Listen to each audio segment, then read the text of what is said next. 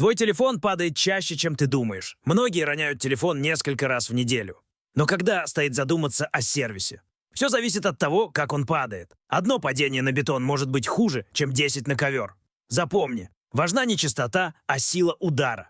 Обрати внимание на трещины, сколы и сбои в работе. Если экран мерцает, а корпус деформирован, это знак. Однажды я видел телефон, который выжил после падения с 3-го этажа, но у него отказал микрофон после падения со стола. Главное – оценивать состояние устройства после каждого инцидента. Не жди, пока станет слишком поздно. Иногда даже небольшая трещина может привести к большим проблемам. Помни, что профилактика всегда лучше ремонта.